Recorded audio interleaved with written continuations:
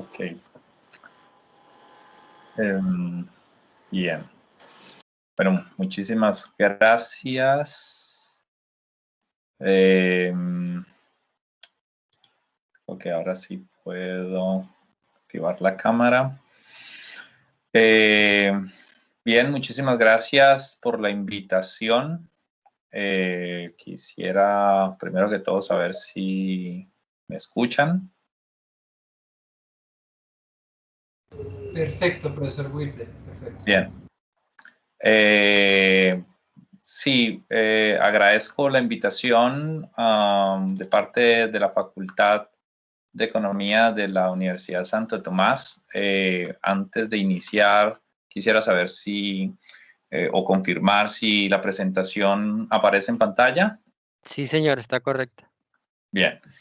Entonces, agradezco esta invitación que me hacen el día de hoy, especialmente porque sería la primera ocasión en la que salgan al público estos resultados de la investigación realizada de mi parte, que intitulé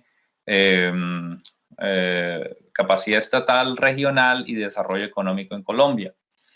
Sin embargo, el título de la conferencia el día de hoy es Las instituciones importan, capacidad estatal y desarrollo económico regional en Colombia. Básicamente porque el problema desarrollado en esta investigación gira en torno a una, podríamos catalogarla como una rama de investigación social que se desprende no solo de la economía, sino de todas las ciencias sociales, entre ellas la sociología, la ciencia política, la psicología, que llamamos institucionalismo. Entonces, en ese sentido, para poder captar en totalidad la esencia del problema de la investigación y los resultados, he subdividido esta presentación en dos partes. La primera es, o una de ellas es qué son las instituciones y cómo afectan el desarrollo económico. Entonces vamos a hacer una mirada bastante rápida a esta rama de investigación en la economía que se llama el institucionalismo y cómo se va conectando esta rama con las diferentes ciencias sociales. Y la segunda parte sería la presentación de la investigación sobre capacidad estatal y desarrollo económico en Colombia. Sin embargo, yo quisiera hacer una ligera modificación al plan que acabaron de escuchar ustedes, y es si de alguna manera tienen alguna pregunta durante el camino, yo sugeriría que la pueden hacer de inmediato y no al final. Es decir, no me molestaría si detienen, hacen una pausa, me hacen una pregunta y podemos aclarar un poco más sobre el tema. Igual está obviamente a su disposición.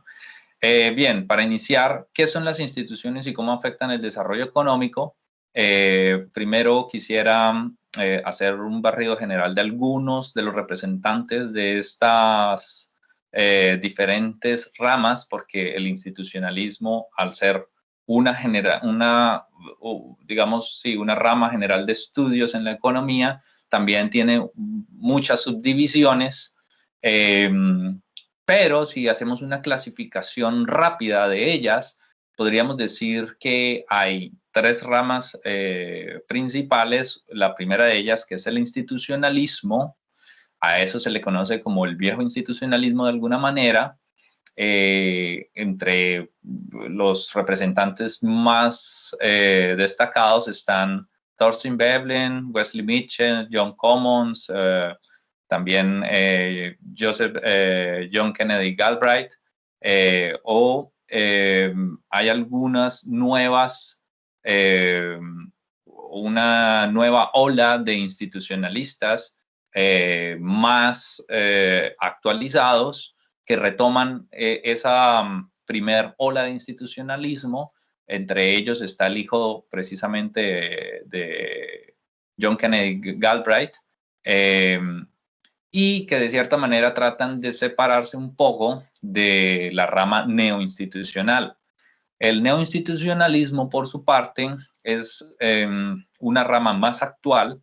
El representante o los representantes principales de esta rama son Douglas North y Robert Fogel, ambos que ganaron el Premio Nobel de Economía por sus investigaciones históricas y el desarrollo de las sociedades, el desarrollo económico de las sociedades en un sentido histórico. Más o menos esta rama se desprende de la cliometría que nace con Simon Kuznets y toda la investigación estadística que él hace a mediados del siglo XX. Y ellos lo que hacen es retomar estas investigaciones de Kuznets sobre el bienestar económico de las sociedades y ponerles un sentido histórico. Es decir, alejarlas un poco de esa apretada teoría económica y tratar de ensanchar la capacidad de análisis o el theoretical frame de la economía. Y el último, quizá representante más destacado de ellos es Daron Acemoglu, de quien vamos a hablar un poco más adelante. Y una tercera línea del institucionalismo sería la economía evolucionaria. Esta rama, digamos que trata de combinar un poco la economía con las ciencias biológicas y sobre todo el desarrollo sobre las teorías evolutivas de las sociedades y de los individuos. Es una rama también bastante interesante y el británico Geoffrey Hudson es uno de sus representantes más importantes. Precisamente porque encontramos que hay diferentes subdivisiones del institucionalismo, es muy difícil decir qué es una institución exactamente. Más o menos una definición que podría tratar de sintetizar esta rama de investigación social es que las instituciones son un patrón organizado de comportamiento grupal, ¿sí? Y por supuesto, eso es algo común y aceptado en la cultura, ¿bien? Básicamente, las instituciones lo que hacen, y de una vez quiero con esto decir o dar a entender que no es una institución. Una institución es cómo nosotros interactuamos como seres humanos, ¿sí? Esos patrones de conducta, ¿sí? Que permiten interactuar con otras personas, ¿sí? U con otras organizaciones. ¿Qué no es una institución entonces? Para poder entender el institucionalismo, entonces tenemos que separarnos de la concepción tradicional de institución, que a lo que nosotros llamamos, por ejemplo, como entidades gubernamentales, ¿sí? Digamos, como el Congreso o como la DIAN, etcétera, a la que nosotros llamamos o a la que nosotros en nuestra cabeza llamamos instituciones, ¿bien? Cuando hablamos de instituciones estamos hablando más de unas formas de conducta, ¿bien? Y con eso damos a entender que no estamos ya hablando de un institucionalismo como, por ejemplo, la iglesia, el Estado, la familia, etcétera, ¿bien?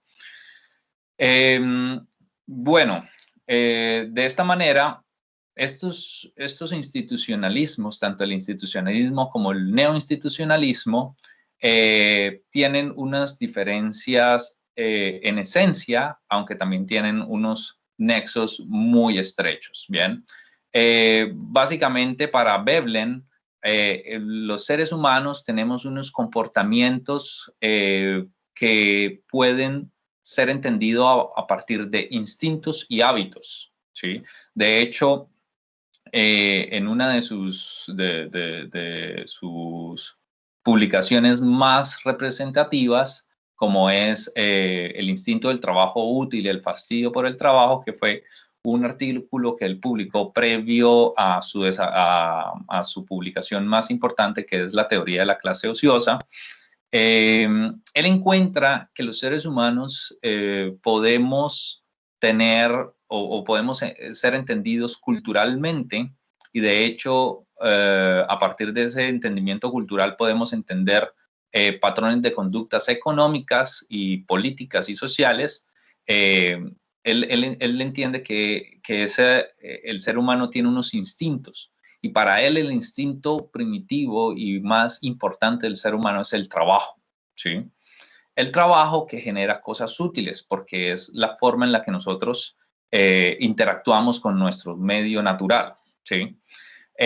Mientras hay un grupo de humanos que están preocupados por la creación de cosas productivas, hay otro grupo de humanos que, dice Veblen, que tienen unos hábitos. Entonces, él hace una distinción entre lo que son los instintos humanos y los hábitos humanos, ¿sí? Bien, ahí hacemos una pausa, volveremos un poco más adelante. Mientras que el neoinstitucionalismo me dice que como esta rama del neoinstitucionalismo está más allegada a la ciencia económica, me va a decir que las instituciones son estos constreñimientos humanamente pensados que estructuran la interacción política, económica y social. Y de allí vienen unas diferencias, entonces, entre estas dos formas de institucionalismo. Uno es, como les contaba, esa diferenciación entre el instinto y el hábito, ¿cierto? Que de cierta manera para Thorstein Veblen, y en su obra uno lo encuentra, es lo que permite entender lo que es las clases sociales, los gustos sociales, ¿sí? Y las formas en las que nosotros nos comportamos económicamente al consumir, por ejemplo. De allí viene, de hecho, en la teoría microeconómica se habla de los bienes Veblen, de allí viene precisamente de la explicación de este tipo de bienes, mientras que para el neoinstitucionalismo el entendimiento es, tenemos unas reglas formales y unas reglas informales, ¿sí? En la sociedad. Estas reglas formales son las que básicamente aceptamos todos y que decimos son las que mueven o nuestro accionar en la sociedad, como son las constituciones, las leyes, los derechos de propiedad, pero también tenemos unas reglas informales que nos motivan a interactuar, ¿sí? Por ejemplo, que son las costumbres, los tabúes y los códigos de conducta. Aquí pongo las dos obras principales, una es la teoría de la clase ociosa de Veblen, la otra es Instituciones, Cambio Institucional y Desarrollo, Desarrollo Económico de Douglas North.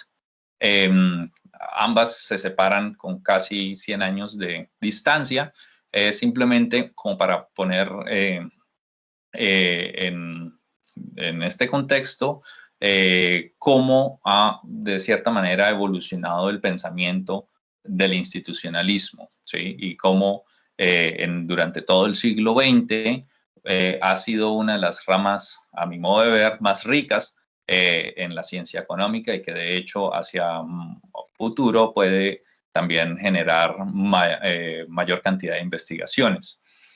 Bien, sin embargo, para comenzar a ir decantando poco a poco más el discurso, quisiera poner esta cita de Douglas North como para tratar de ver hacia dónde va dirigido este tema de investigación. Y es que digamos,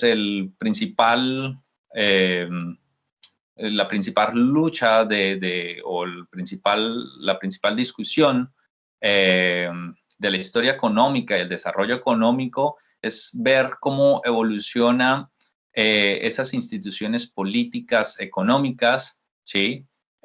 Y cómo esa evolución de las instituciones políticas y económicas inducen incrementos en la productividad o no necesariamente incrementos en la productividad, sino también estancamientos en la productividad, ¿sí? Entonces, uno de los grandes avances que tiene el neoinstitucionalismo, especialmente en esta línea de la economía, es que incluye el componente histórico en el análisis económico, ¿sí? Y de hecho, por eso se le otorga el premio Nobel a estos dos economistas que mencioné, porque ellos comienzan a hacer análisis de largo plazo, ¿sí? Comienzan a hacerse importantes y notables los análisis de largo plazo, especialmente para entender cómo los seres humanos se han venido desarrollando, por qué hay unas naciones que son más desarrolladas, por qué hay unas naciones que son menos desarrolladas, etc. Sin embargo, vale la pena decir que esta idea no es nueva, ¿sí? No tiene algo innovador porque, bueno, tampoco esto es una clase de historia del pensamiento económico, pero vale la pena mencionar que haya otros autores que ya venían trabajando esta idea. Nos vamos a concentrar en una idea que en la cual me gustaría hacer énfasis o llamar la atención, y es la dependencia del pasado.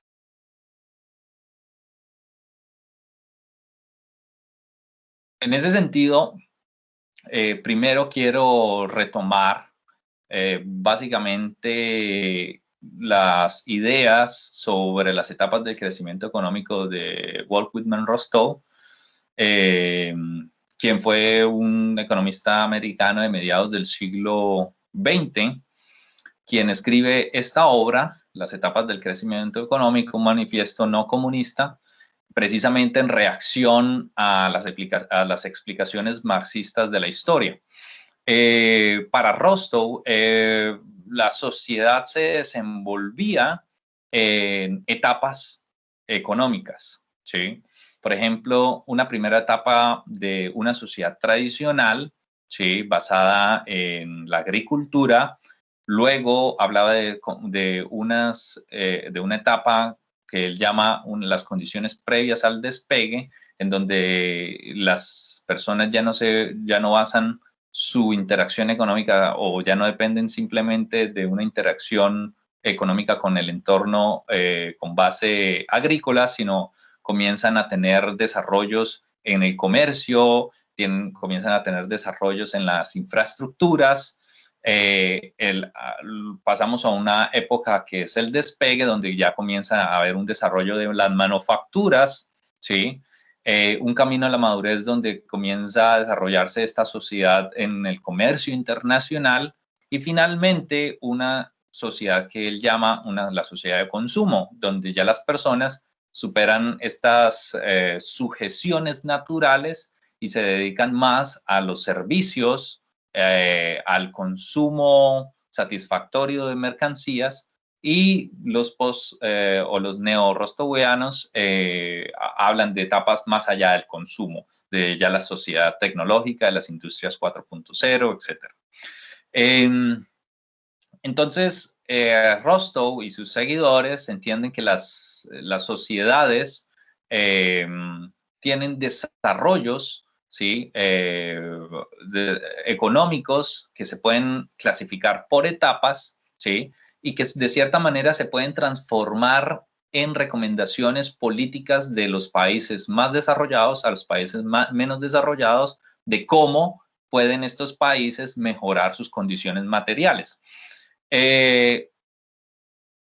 Y la lamentable noticia es que esto tampoco es nuevo por parte de Rostow, es decir, es algo que en la historia del pensamiento puede encontrarse en las ideas, por ejemplo, de Friedrich List, ¿cierto? Que es un economista alemán de finales de comienzos del siglo XIX y mediados del siglo XIX. Podemos encontrarlo en Marx, que precisamente es a lo que Rostow está reaccionando, a las teorías marxistas, y de cierta manera una síntesis de toda esta discusión de cómo se puede entender la economía en un sentido histórico, la podemos encontrar en Douglas North, esa síntesis. Y precisamente porque North trabaja de una forma muy juiciosa lo que es la economía neoclásica, porque trabaja de una forma muy juiciosa. Todos los historiadores de la economía que hemos mencionado ya, Rostow, List, Marx, etcétera, inclusive Schumpeter, de hecho, esta idea de la destrucción creativa de Schumpeter la toma Douglas North para encontrar de dónde surgen las innovaciones tecnológicas de forma endógena en las sociedades, porque la teoría neoclásica nos muestra que las transformaciones tecnológicas vienen de formas exógenas. Él quiere saber es cómo sucede esto de forma endógena, ¿sí? Y eso lo toma precisamente la teoría schumpeteriana. Y esa síntesis es lo que básicamente permite el estudio de el desarrollo económico de las sociedades en clave histórica. En ese sentido, hay un representante actual que, bueno, desde inicios de la década del 10 de este siglo XXI, comenzó a ser bastante mencionado y trabajado, es Aaron Acemoglu, con la publicación de su libro ¿Por qué fracasan las naciones? Aaron Acemoglu, de cierta manera, es un seguidor del juicioso de la obra de Douglas North, y él encuentra que haciendo un estudio de muchas sociedades alrededor del mundo que presenta en este libro, él encuentra que hay unas instituciones que caracterizan a cada una de las sociedades, ¿sí? Unas sociedades han desarrollado lo que él llama las instituciones inclusivas, mientras que otras sociedades han desarrollado lo que él llama las instituciones extractivas, ¿sí? Dentro de estas instituciones inclusivas son, por ejemplo, la propiedad privada, el sistema legal justo, provisión de servicios públicos. Y como creía North, al igual, Acemoglu menciona que estas instituciones permiten que las decisiones de los agentes económicos sean más claras, que a pesar de que haya información incompleta, imperfecta en la sociedad, pueden haber cooperación, ¿sí? Pero también puede haber reducción de los costos económicos, mientras que las instituciones extractivas, que por ejemplo, ejemplos históricos serían la mita, la encomienda, en todo el proceso de colonización de América, la mala distribución de la tierra, la dependencia de los recursos naturales, esto genera detenimientos en el crecimiento y sobre todo en el desarrollo económico. En esta dirección se encuentra la idea del path dependency, y es básicamente que las sociedades están determinadas en sus resultados económicos actuales por la presencia de instituciones que fueron desarrolladas en el pasado, ¿sí? De hecho, en el libro, Aaron Acemoglu hace un trabajo con James Robinson, y Robinson, bueno, él ha visitado Colombia en muchas ocasiones, y está muy pendiente del caso colombiano. Clasifica a Colombia, obviamente, dentro de los países que han desarrollado más instituciones de carácter extractivo, y de allí el detenimiento o el estancamiento en el desarrollo económico. Sin embargo, hay otras personas que reaccionan ante esta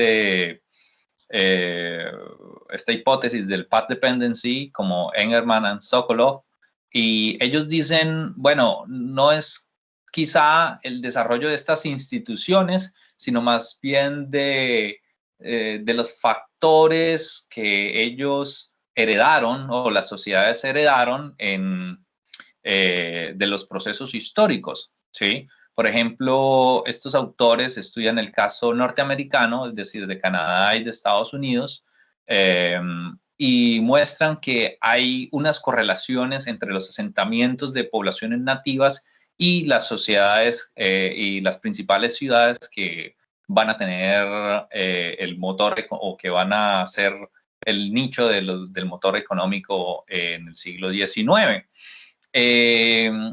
Sin embargo, esta discusión en clave histórica de qué es lo que permite o detiene el desarrollo económico, gira siempre un poco hacia el lado de Daron Acemoglu y Douglas North.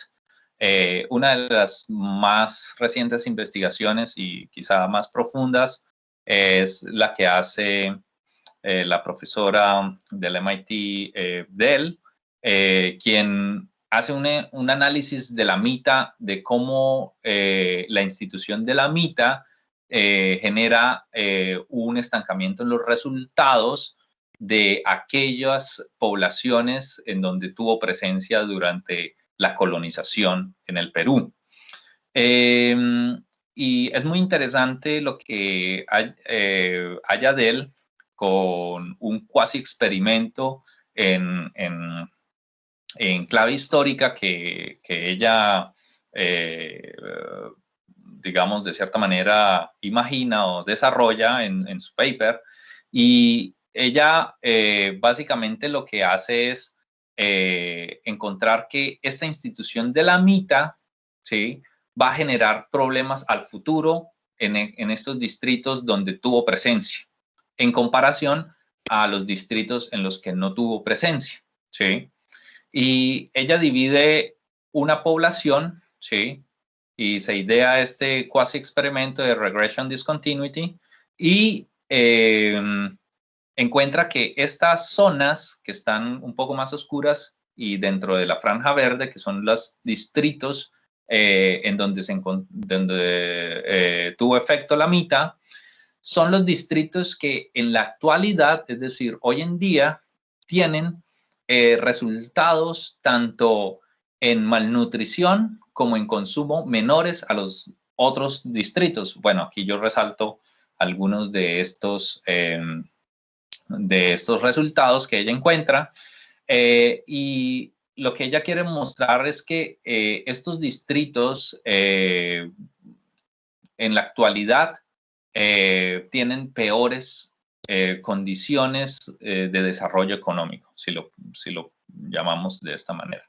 Entonces, básicamente esta primera fase de la presentación quiere o tiene como propósito dar un mensaje sobre el theoretical framework de la investigación que a continuación voy a presentar, que es la segunda parte de esta presentación, y es la capacidad estatal y el desarrollo económico regional en Colombia.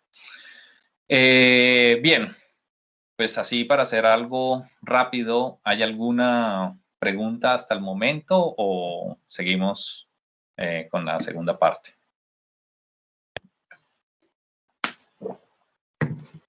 Bien, lo tomaré como no hay preguntas, entonces continuaré. Bien, la capacidad estatal y el desarrollo económico. Primero que todo, para entender el problema de la capacidad estatal es decir qué es capacidad estatal, ¿bien? O tener una idea de qué es la capacidad estatal. Hay un autor que posteriormente se le considera como institucionalista desde la rama de la sociología, y es porque él hace una investigación sobre cómo se constituye el Estado en forma histórica, y este es Norbert Elias.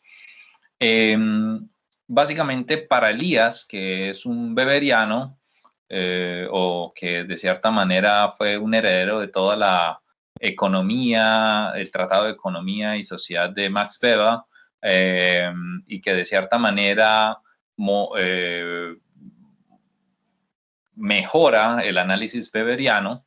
Él nos dice que en esa formación del Estado, una de las condiciones más importantes es la formación del monopolio, ¿sí?, del monopolio estatal.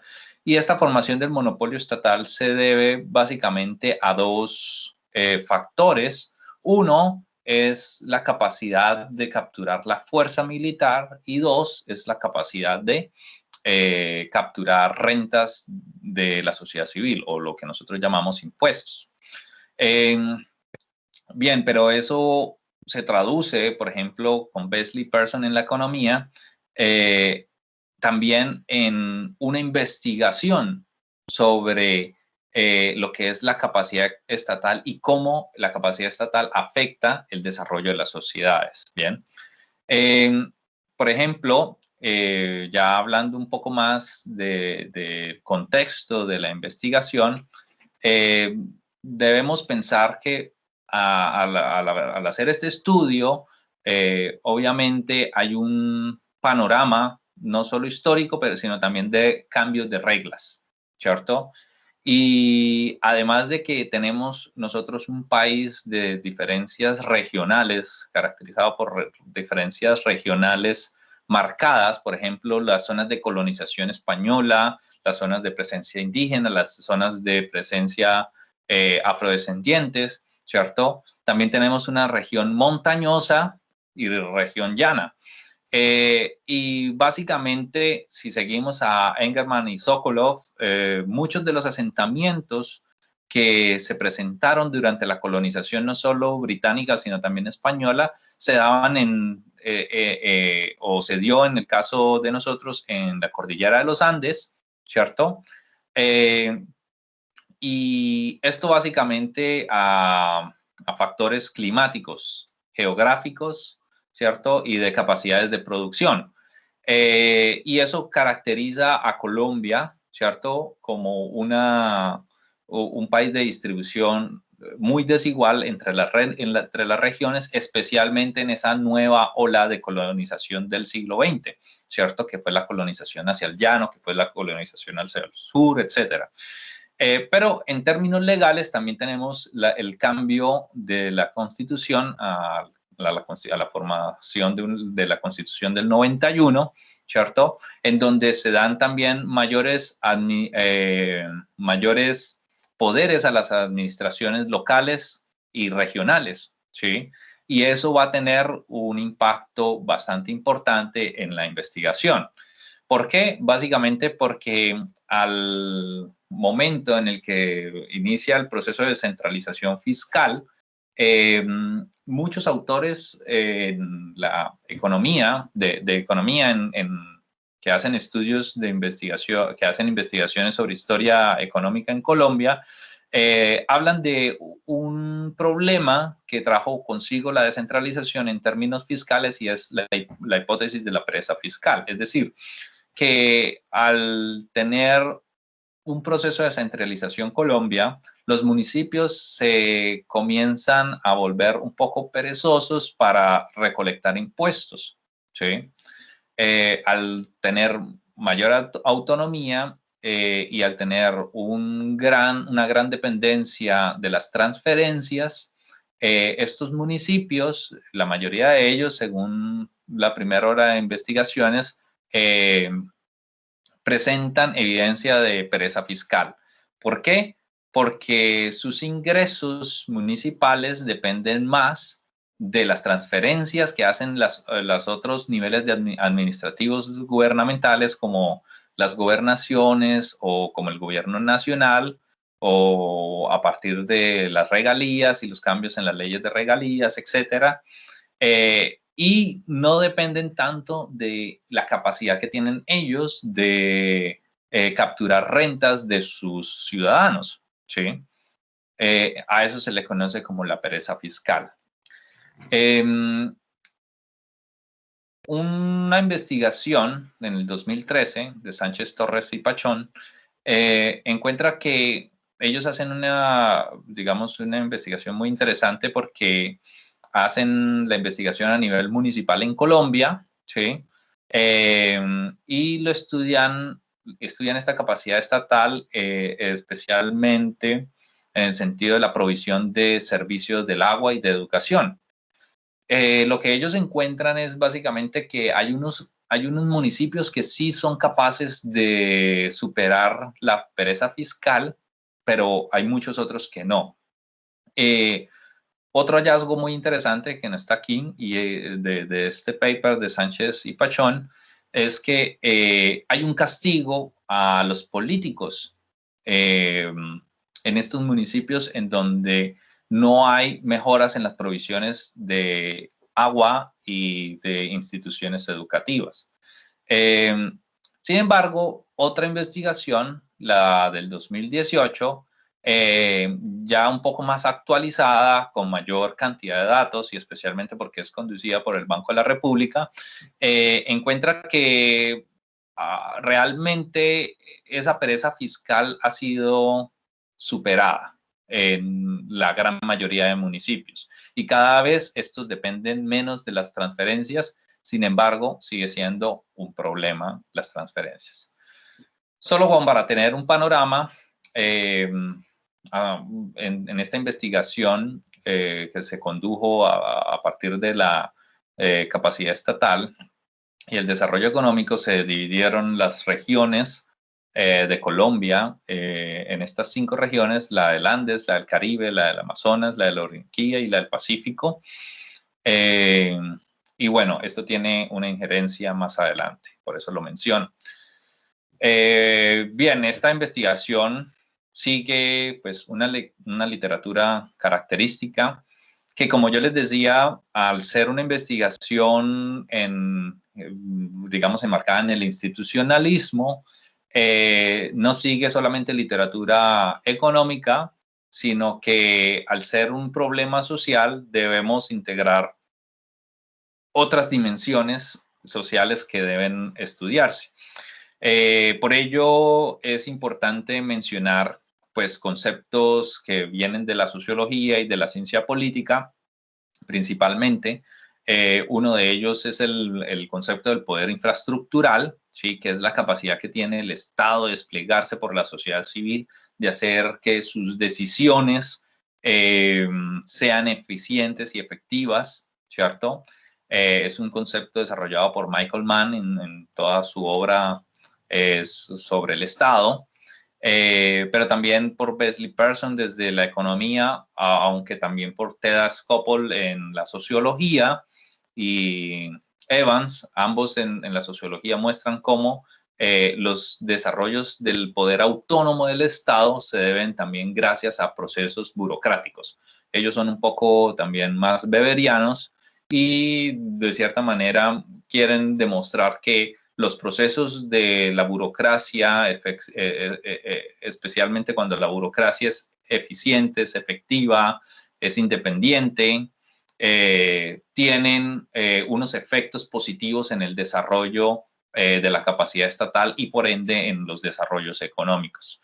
Pero también, por ejemplo, la investigación de Mauricio Cárdenas en el 2010 sobre la concentración del poder político y la desigualdad económica demuestra que para América Latina, porque su investigación es más para América Latina que para Colombia,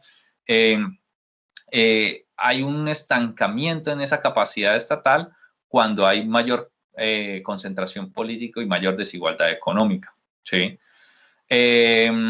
Pero aún así hay otros, digamos, puntos que deben observarse. Uno de ellos que me pareció muy importante es las capacidades administrativas, ¿sí? Es decir, ¿cuáles son los mecanismos que nosotros tenemos de control hacia estas organizaciones estatales, ¿cierto? Como, por ejemplo, el Congreso de la República, como, por ejemplo, los consejos municipales, etcétera. Porque hay una literatura detrás que muestra y que comprueba también que esas mejoras en los mecanismos de accountability o mecanismos de control a las instituciones gubernamentales, bueno, al referirme a instituciones gubernamentales hago referencia por ejemplo, a estas organizaciones para no crear confusiones como el Congreso, como el Consejo Municipal, etcétera, o las asambleas departamentales. Esos mecanismos de control tienen una efectividad también en las mejoras de la capacidad estatal y por ende en los desarrollos económicos, en el desarrollo económico. La literatura sobre capacidad estatal en Colombia es un poco menor, como les mencioné, la investigación de Cárdenas está más enfocada a América Latina. Para Colombia solamente contamos con 2 investigaciones muy fuertes enfocadas en la capacidad estatal. Una de ellas es la de Guillermo Perry et al. Y la de Daron Acemoglu, García Jiménez y Robinson sobre el caso colombiano. Una de ellas ya la había mencionado antes, que es la de Torres y Pachón. Entonces, hablábamos de la capacidad estatal y cómo la provisión de servicios públicos tenía efectos positivos para el desarrollo. La de Acemoglu está más dirigida a la presencia o cómo el Estado se hace presente y cómo esto impacta económicamente, pero sobre todo en términos de municipios, de funcionarios del Estado en cada uno de los municipios y cómo hay unos spillovers en esa presencia. Y por último, que es la de Perry, él hace también o él intenta crear un índice para medir esa capacidad estatal, dividido en 4 partes. La capacidad impositiva que tienen los estados, los municipios, porque lo hace a nivel municipal, los ahorros y la capacidad de inversión, las capacidades de infraestructura que tiene cada municipio y la capacidad administrativa que tiene cada municipio. Bien. En esta investigación yo trato de separarme un poco de ese índice porque creo que la literatura, aunque Perry lo hace más en el sentido estrictamente económico, la literatura que yo estaba poniendo me da ideas de que puedo medir también otras dimensiones, ¿cierto? Que no se toman en cuenta. Y también hay una segunda diferencia muy grande con el paper de Perry, y es que es cómo medir el desarrollo económico. Bien, aquí viene un punto crucial en la medición del desarrollo económico. Nosotros sabemos que una medición monetaria rápida del desarrollo económico puede ser el Producto Interno Bruto, el GDP, pero cuando nosotros tratamos de hacer una investigación a nivel municipal, es muy difícil de lograrlo, ¿sí? Por lo tanto, una de las ideas que me permitió salir de ese problema metodológico fue usar una técnica que ha venido tomando bastante relevancia en los estudios sobre desarrollo económico en el mundo, y son las luces nocturnas o las nighttime lights. Las luces nocturnas, de cierta manera, nos permiten crear una proxy para hacer la medición del desarrollo económico. Y al ser una base de datos tan rica actualmente, esa medición puede lograr o puede llevarnos a obtener datos de nivel municipal o de niveles regionales que, por ejemplo, el GDP no puede, ¿cierto? Entonces, solo para tener una idea, aquí les pongo una foto de lo que quiere decir las nighttime lights. Nosotros aquí tenemos 2 fotos de Colombia. Una, la de la izquierda, la del lado izquierdo es del año 2003 y la otra es del año 2018. Es simplemente para ver cómo la intensidad de la luz en cada una de las regiones va incrementando, ¿sí? Esa intensidad de la luz hace referencia a actividad económica que está sucediendo en este momento, ¿sí? Y esto trae detrás obviamente, bastante investigaciones que ya se han realizado sobre este caso. Y es, bien, las nighttime lights están correlacionadas fuertemente con el desarrollo económico en sentido de la salud, en sentido de la educación. Está muy correlacionada con el GDP, ¿sí? Entonces, es una muy buena proxy para hacer mediciones de GDP. ¿Qué se hace? Básicamente se descarga la base de datos de Nighttime Light. Es pública, es asequible a cualquier persona. Se utiliza este programa QGIS, o que es el gratuito, o ArcGIS, cualquiera de los dos. Y creamos el mapa de Colombia, ¿cierto? Hacemos la división administrativa. También hay que hacer filtros, por ejemplo, con las zonas petroleras. Hay que aplicarles un filtro a lo que son las glass flares o estas, digamos, esta emisión de luz permanente en estas zonas. Entonces se hace como un filtro para no generar problemas e interrupción en los datos. Bueno, básicamente cada píxel es más o menos 1 kilómetro cuadrado y esto me genera un número, que es el digital number, que es básicamente lo que me dice qué tan intenso es la luz en esta zona. ¿Sí? Bien, en esta investigación, bueno, se trabajan también otras fuentes, principalmente la del CEDE de los Andes, datos del DANE, de la Procuraduría, del Ministerio de Defensa para el indicador de violencia e indicadores de transparencia, como el de Transparencia Internacional y un indicador de la Procuraduría. ¿Cuáles fueron los indicadores pensados, a diferencia de lo que ya se había realizado anteriormente? Básicamente, 4. Uno, que es el fiscal, que está más enfocado en la capacidad que tienen los municipios de crear ingresos propios. Otro, que es el índice operacional, que está más, digamos, acentuado en los servicios que tienen los municipios, tanto servicios de salud como servicios educacionales. Otro es el índice de violencia, ¿cierto? Y de allí se toma esa base de datos del Ministerio de Defensa sobre ataques, secuestros, genocidios en los municipios, una gran base de datos, pero también capturas, tanto de la policía como del ejército, etcétera, y eso me da una gran serie de variables que vamos a reducir a través de una técnica estadística. Y el último es el índice de desempeño burocrático,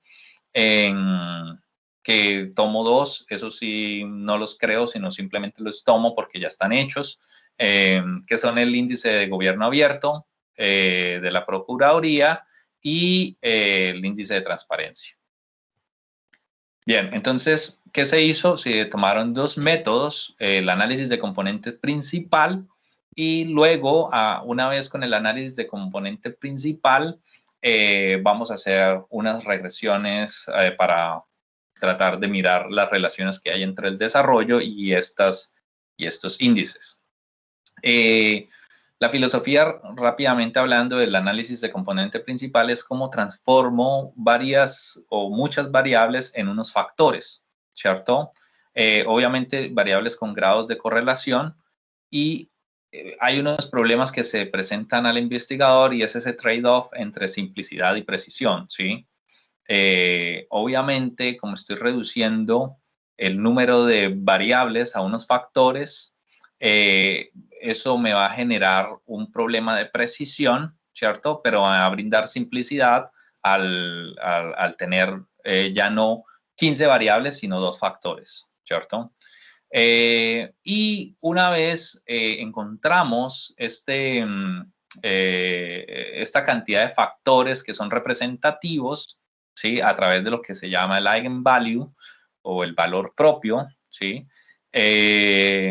Ese es nuestro componente principal. Y cuando obtenemos ese componente principal, le damos un nombre a través de la conjunción de las variables que hay en cada uno de estos componentes, y eso es lo que traducimos como el indicador. Y pues bueno, ya la regresión posteriormente es entre las luces de noche, ¿cierto? Las nighttime lights, las luces nocturnas y los indicadores y, bueno, todas las variables de control, las variables históricas que agregué, las variables de carácter geográfico y las variables regionales. Este es todo el modelo. Bueno, es básicamente lo que les acabo de contar. Es una medición del desarrollo que va o que está tratando de ser explicada por la capacidad estatal o el State Capacity, que es este SC. La G, que son las variables de carácter geográfico, la H, que son las variables de carácter histórico, las de carácter regional y las variables de control. Bien, vamos a los resultados. Entonces, como para tener una idea, el primer paso, los componentes. Entonces, de todas las variables, por ejemplo, en el caso fiscal teníamos 4, y de esos 4 creamos 2 componentes, porque básicamente estos 2 componentes acumulan el 80% o explican el 80% de las correlaciones en estas variables. Más o menos al ver estos componentes, al final les dimos unos nombres a cada uno de los componentes, ¿sí? Esto es para el caso de las operacionales. Aquí es muy interesante porque precisamente cada uno de los componentes se lleva las variables de carácter per cápita y las variables de carácter o por medición del área por kilómetros cuadrados. En los de violencia fue muy interesante ver cómo las variables se giraron más a la violencia que, digamos, yo llamé de carácter urbano y las violencias más de carácter rural, que básicamente las de carácter rural son todas aquellas que son asaltos a las poblaciones, asaltos a las instalaciones de la policía, encuentros con el ejército, encuentros armados con el ejército, etcétera, etcétera, ¿sí? Y así podemos, en cambio, en las de urbanos son más los robos, fueron más los robos a carros, robos personales, etcétera. Eso no significa que la variable sea o que esté enfocada característicamente en la población urbana y deje a la rural a un lado, pero en el componente se acercó más hacia allí y por esto se clasifican de esa manera. Bueno, los componentes de, como les decía, de burocráticos, allí no puedo decir mucho más allá de confirmar lo que Perry y demás hablan en su paper, porque creo que obtuve los mismos resultados que él en este componente. Entonces, como les decía, una vez los componentes son creados, se les da un nombre, ¿cierto? En el caso fiscal, el primer componente se le llamó independencia municipal, la capacidad que tiene el municipio de crear propios ingresos, mientras que el otro es el total del ingreso, ¿sí? Las variables operacionales, que es una, como les decía, en términos per cápita, la otra en términos de kilómetros cuadrados, las violencias de carácter urbano, de carácter rural, y el burocrático, que es la eficiencia o la transparencia en la acción burocrática. Esto es simplemente el resultado de los indicadores. Es muy interesante ver cómo, y quiero que se fijen en los resultados de la región andina en comparación a los otros, pero también que se fijen en los resultados de las capitales en comparación a toda la región. Recuerden que dividimos la región a Colombia en 5 regiones, ¿cierto? Y cada región tiene unos departamentos y obviamente los departamentos tienen muchos municipios, pero también tienen municipios capitales. Entonces aquí hice una división entre lo que fueron los resultados de las capitales y los demás municipios. Vemos cómo las capitales tienen mejores desempeños en cada uno de los indicadores, ¿cierto? En comparación a todas las municipalidades a su alrededor, pero también como la región andina tiene mejor desempeño en comparación a las demás regiones. Bien. Una primera aproximación en la regresión hacia los factores que pueden determinar, tanto históricos como geográficos, el desarrollo económico, vemos que los factores geográficos juegan una variable o son unas variables muy significativas para explicar el desarrollo económico, especialmente la densidad poblacional o las distancias a las capitales centrales o la distancia a la capital nacional, como también la altitud en la que se encuentra la altura en la que se encuentra el municipio ubicado geográficamente. Las históricas fueron un poco más cuestionables en esta investigación, aunque aquí las zonas de ocupación española aparecen como mejor posicionadas económicamente que la presencia indígena, que no fue significativa de ninguna manera. Ya yéndonos hacia los indicadores, a los índices, perdón, vemos como el índice fiscal, el primer factor, el de propios recursos, tiene una significatividad muy alta en la regresión, así como también tienen el índice operacional per cápita, que podríamos decir tanto el per cápita como el de por kilómetros cuadrados, que no tienen unos buenos desempeños, ¿bien? Mientras que vemos que el índice de violencia también tiene resultados o un impacto negativo como es esperado, y en los últimos años cambia. Quiero que se fijen en eso en comparación a los resultados más adelante cuando ponemos todo el modelo o el modelo en total.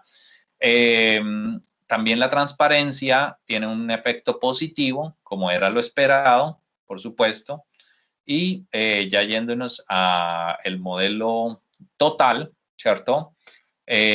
Vemos aún como el índice fiscal tiene un impacto positivo, el operacional a nivel per cápita, quizá lo que nos puede decir la intuición es que no hay, aunque hay suficiente infraestructura por kilómetro cuadrado, no lo es en términos poblacionales. Y la violencia, como les decía, al final se vuelve positivo. Esto intuitivamente puede ser porque cuando uno mira la base de datos del ministerio, encuentra muchos ataques, muchas muertes al servicio público, a la fuerza pública colombiana, pero después esto cambia con el Tratado de Paz, ¿cierto? Y se reduce a cero, básicamente. Estos ceros hacen que estas variables dejen de ser importantes en la creación del índice, y eso va a generar un problema, a mi modo de ver, más adelante para la investigación. Pero también hay cosas importantes en términos geográficos, como por ejemplo lo que les decía, la densidad poblacional, las distancias a las capitales y la altura donde se encuentran ubicadas los municipios. Obviamente, a mayor distancia que tenga el municipio tanto a la capital nacional como a las capitales departamentales, menor incidencia en el desarrollo. Pero también hubo otras variables de carácter regional para mirar las diferencias de carácter histórico. Las de carácter histórico en el modelo completo tuvo algunos problemas, pero no unas variables que me parecieron muy interesantes, que fueron los controles. Por ejemplo, la presencia de coca en cada uno de los municipios disminuye significativamente el desarrollo económico en la municipalidad, como también el índice de ruralidad, es decir, la cantidad de población que vive en la zona rural en comparación a las zonas urbanas de cada uno de los municipios. Entre mayor es el índice de ruralidad, menor es el desarrollo económico municipal. Y las distancias a los mercados también juegan factores importantes. Si tengo un mercado o la distancia del mercado entre más grande es, menor desarrollo económico me genera. Bien. Mientras que las presencias de mercados también tienen efectos positivos para el desarrollo económico. Ya yéndonos a casi al final, para hacer unos robustness check de esta investigación, bueno, algo que olvidé mencionar, se hizo una regresión anual y evité usar los efectos fijos, aunque hice o corrí los efectos fijos como un robustness check, pero el problema es que los efectos fijos condensan todos los años como si fuera solamente uno, ¿cierto? Entonces, el problema es que el índice se mide año a año y hay un cambio año a año. Por eso yo no preferí usar la técnica de los efectos fijos, pero algo más importante aún para el robustness check fue utilizar otra outcome variable o variable dependiente como la tasa de mortalidad infantil, ¿sí? Y encontramos que funciona muy bien este robustness check porque precisamente vemos que obviamente entre mejor capacidad estatal hay, menor mortalidad infantil encontramos en términos de la capacidad fiscal, ¿cierto? En términos de violencia, es claro que donde hay más violencia habrá mayor mortalidad infantil, por eso es positivo, por eso el fiscal aquí se vuelve negativo. Tenemos que hacer un cambio en la interpretación, ¿cierto? Por eso el operacional, esa falta de inversión per cápita en instituciones de salud y en instituciones educativas también es positiva. Bien. Y por eso también el índice del IGA, el índice de transparencia y acción de la burocracia es negativo porque se supone que genera mayores beneficios. En este sentido, menor mortalidad infantil. Y tiene una muy buena correlación también con la densidad, ¿cierto? Con las distancias de los mercados y con la ruralidad y la presencia, perdón, solo con la ruralidad, no con la presencia de coca. Obviamente, a mayor ruralidad, mayor tasa de mortalidad infantil. Bueno, como les comentaba, este fue el trabajo en esencia. Sin embargo, considero que es un trabajo que aún así debe continuarse para mejorar un poco, porque ya hay mayor información, porque se puede mejorar la base de datos, se puede trabajar un poco más en la especificidad, por ejemplo, lo que llamamos development channels o esas vías de desarrollo que pueden explicar las variables geográficas, políticas históricas, pero también, y algo muy importante, es una variable instrumental que pueda trabajar de cierta manera los probables o los posibles problemas de endogeneidad que tenga el modelo. Bien, ya terminando, encontramos a partir de esta investigación que hay una correlación positiva entre la fiscalidad y el desarrollo, pero sobre todo la fiscalidad en sentido de la capacidad que tiene el municipio de crear recursos y dejar de depender de las transferencias, ¿cierto? Que hay claras diferencias regionales en Colombia y que obviamente esas diferencias regionales se traducen de cierta manera en esa acción estatal, ¿sí? O en la falta de presencia de instituciones estatales, ya hablando de instituciones fijas, no de instituciones como estas normas sociales, pero también en el tipo de instituciones que se han desarrollado regionalmente, ¿cierto? Es decir, ahora sí hablando de estas normas de organización social. Bien, los demás resultados pues ya los hemos comentado. Y bueno, el factor de violencia, como yo les decía, se hace positivo especialmente al final porque creo que en la base de datos es muy marcado el choque que hay previo al acuerdo de paz y post acuerdo de paz, especialmente en términos de las variables. Bueno, ahora sí. Creo que eso ha sido todo. Ya llevo más o menos una hora hablando frente a la pantalla. Ahora quiero comenzar quizá un poco más ameno, a una parte más amena de interacción con los invitados. Así que bueno, muchas gracias y espero las preguntas.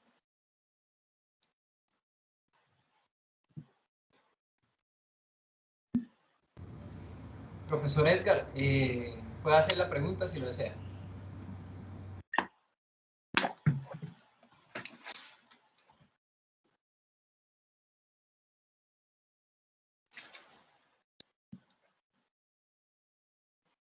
Ya, ahora sí, es que no podía activar el micrófono. Bueno, muy buenas tardes, muy buenos días, profesor Wilfred. Gracias. Primero que todo, agradecerle por esta excelente charla, muy ilustrativa y muy completa. Yo soy el profesor dentro de la Facultad de Economía que doy la clase de Desarrollo Económico, entonces, pues, estos temas me interesan mucho, toda vez que los abordo con regularidad. Dentro de la asignatura que yo manejo, digamos, tenemos muchos elementos en común, un enfoque histórico. Yo también me baso en series de tiempo bastante largas como las de Madison, pero digamos que recorremos un camino diferente, no necesariamente que alguno esté equivocado, ¿no? Hago la aclaración. Nosotros partimos bueno, y nos hacemos la pregunta que usted hacía de por qué hay países ricos y países pobres y por qué hay regiones ricas y regiones pobres.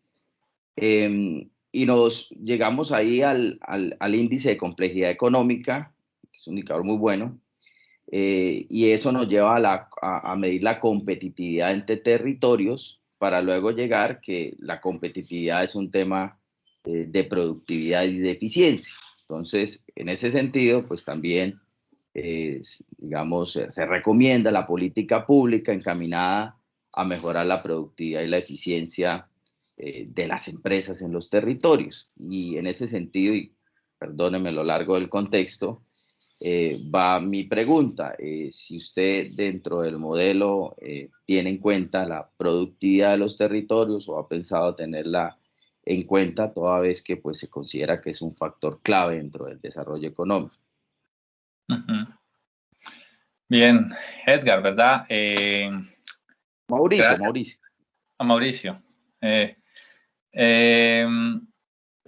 Bueno, de hecho, gracias por la pregunta, porque primero me revive una experiencia particular que tuve antes de llegar aquí en un proyecto en donde precisamente trabajé con el índice de competitividad departamental y de las ciudades y esto. Y eso cuando yo estaba pensando en el modelo, me dio una idea muy buena, porque yo antes de venir en este mismo proyecto hice una investigación sobre la productividad total de, perdón, sí, la productividad total de los factores en Santander. Y precisamente trataba de hallar esa productividad bajo unas técnicas estadísticas. Y esa investigación la quise adherir en esta investigación, ¿cierto? Sin embargo, lo quise hacer como un outcome variable, como una variable dependiente, ¿cierto? Porque digamos que esa complejidad de la que usted me comenta, yo la tomo como esta multiplicidad de variables que estoy agregando en el modelo, ¿cierto? Porque las variables fiscales son 4, porque las variables de infraestructura fueron como 8, porque las variables de violencia fueron 15, y es decir, porque vienen las variables de diferentes contextos, como usted dice, de una complejidad muy grande. Y ante eso yo dije la técnica más adecuada, pues precisamente es el análisis de componente principal, porque me permite que esa multiplicidad del fenómeno tratemos de reducirlo, de sintetizarlo. Pero bueno, como todo modelo, es decir, es simplemente, un modelo económico es simplemente una imaginación, ¿cierto?, de un investigador. Eso no quiere decir que pues tenga muchos huecos, y de hecho eso es lo que uno se va dando cuenta a medida que realiza las investigaciones. Y yo sí tuve en cuenta la productividad dentro de la investigación. El problema no fue ese. El problema es que para mí fue que la productividad es una medida de éxito de la sociedad en este modelo, y obviamente es una medida de la capacidad estatal, ¿cierto? Porque en ese sentido, como usted lo decía, vienen las políticas públicas a actuar, y esas políticas públicas las absorbemos en este modelo en lo que llamamos capacidad estatal, que es algo, es decir, la capacidad estatal es una categoría mayor. Por eso yo tomaba la productividad total de los factores como una posible variable de resultado, un outcome variable, ¿cierto? El problema cuando yo me aproximé a esto es que, como yo hice el experimento para Santander, ¿cierto?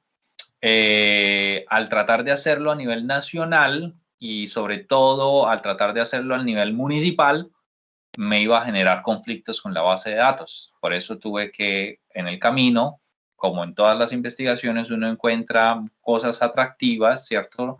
Y cosas que tiene que dejar a un lado. Yo tuve que lamentablemente dejar el tema de la productividad, especialmente la productividad total de los factores, a un lado, ¿sí? Pero sí la tuve en consideración. Creo que es algo muy importante para analizar en términos del desarrollo. Sin embargo, pues obviamente cuando uno tiene una idea y trata de hacer un modelo, pues se encuentra ante estos límites con las bases de datos, y tiene que solucionar. De hecho, el último problema que yo solucioné, porque al tener toda la base de datos para los indicadores a nivel municipal, y al ser muy rica, ¿cierto? Y quererla hacer con la variable outcome del GDP o el PIB, ¿cierto? Encontré el problema que el GDP, el PIB en Colombia no lo puedo encontrar a nivel municipal, ¿cierto? Entonces ese fue mi último problema, y yo dije, bueno, ¿y ahora cómo resolverlo, ¿cierto? ¿Qué variable qué variable que me permita decir que mida el desarrollo puedo obtenerla de cierta manera a nivel municipal? El PIB es imposible. Entonces, de allí vino la idea de las luces, de usar las luces nocturnas. Y esa, digamos, en ese sentido, yo podría decir que en forma teórica, ¿cierto? Las luces nocturnas capturan no solamente el GDP, sino también capturan la productividad, ¿sí?, de los territorios, porque decimos que un territorio con mayor productividad, ¿cierto?, me va a generar mayores resultados económicos, ¿sí?, en términos del PIB y en términos de creación de más servicios privados y públicos, ¿sí? Entonces, yo podría decir que esa productividad puede verse reflejada teóricamente en esta variable outcome, pero obviamente no puedo decirlo de una forma empírica, sino más bien teórica, ¿cierto? Bueno, yo quería complementar algo, si es posible. Sí, definitivamente le entiendo y bueno, la recomendación puede ser para una investigación futura, que yo sé que usted va a seguir investigando estos temas porque le gustan y es su especialidad, porque definitivamente cuando uno empieza a mirar temas de desarrollo y hablar de territorios, pues realmente los territorios no compiten, los que compiten son las empresas que están situadas en los territorios. Claro. Entonces, en ese sentido, por eso decía que yo tengo un enfoque un poquito más diferente porque es mucho más ligado al sector privado. Es decir, Ujú. claro, las políticas públicas son importantes, pero el gobierno puede ser el mejor gobierno del mundo y hacer todo lo posible, pero si no tenemos empresas, digamos, productivas, pues el territorio nunca va a despegar. Por ejemplo, para ayudarle a solucionar el problema, por ejemplo, en el libro de Madison hablan sobre el stock de maquinaria y equipo, el stock de estructuras no residenciales, un tema que usted lo trabajó y estuvo muy bien, el consumo de energía primaria per cápita, los años de educación por empleado, Ujú. eh, el área de tierra per cápita, bueno, eso sí son normales, las exportaciones per cápita, el GDP per cápita, por hora de trabajo y las horas trabajadas también por persona. Y donde uno ve Claro. ahí, ellos hacen un análisis muy interesante con países, obviamente, de todo el mundo y regiones de todo el mundo, es que definitivamente donde está la diferencia es en las máquinas, pero Ujú. también va de la mano con la educación, porque es que difícilmente alguien que no tenga educación va a tener dentro de su cabeza que tiene que automatizar o mucho menos robotizar sus procesos. Ujú. Digamos, solo a medida que la gente O va a estudiar, digitalizarlos ahora, ¿no? ¿ok? O digitalizarlos en esta era de corona, ¿no? Que es muy Claro, importante. porque ya, pues claro, la variedad de productos son muy diferentes y ya hemos cambiado un poquito del proceso de industrialización, porque ya Ujú. realmente no necesariamente necesitamos industrializarlo. Por eso lo que le Sí. decía del indicador de complejidad económica, que es un indicador muy interesante, porque precisamente, que es lo que siempre hablamos desde el primer semestre en las facultades de economía, que hay que transitar hacia productos de mayor valor agregado. Y en el caso de Santander, por ejemplo, que somos, digamos, de alguna manera, tenemos fortalezas a nivel agrícola, pues hay que migrar de la agricultura a la agroindustria, que es una de las grandes retos. Bueno, y finalmente, y no me quiero extender demasiado, decirle también que yo para mis investigaciones, para no tener el problema del PIB municipal, lo que hago es trabajar por departamentos, porque también en el caso de la realidad nuestra de Santander,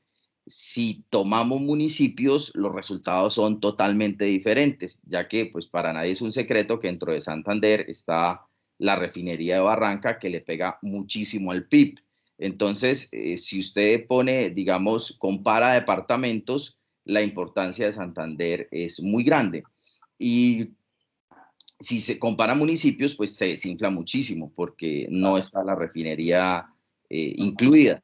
Claro. Bueno, eso por un lado. Y por el otro, digamos, en el fondo de todo esto, y a eso me refería con la política pública, es que detrás de esto hay unas teorías del desarrollo que han evolucionado mucho, pero que en esencia son la misma. Y nosotros tenemos desde hace mucho tiempo un modelo exportador y toda la política pública va encaminada a aumentar las exportaciones sin mucho éxito, hay que decirlo de paso. Y la crítica que yo hago a la política pública es precisamente eso, es que es errado tener una política de promoción a las exportaciones si no se trabaja desde la base. Lo que tienen que tener los gobiernos, y a todo nivel, municipal, departamental y nacional, es una política de productividad y eficiencia, porque solo en la medida de que las empresas sean eficientes van a lograr ser productivas, van a lograr ser competitivas y finalmente van a ser empresas de clase mundial y obviamente, digamos, salir la región adelante. Entonces, si no tenemos en cuenta ese soporte teórico de la productividad, fíjese cómo las políticas quedan muy cojas y lo más triste es que no logran los resultados esperados. Pero bueno, es su conferencia, no mía, ya dejo aquí la intervención. Gracias. ¿Alguna otra pregunta? ¿Comentario?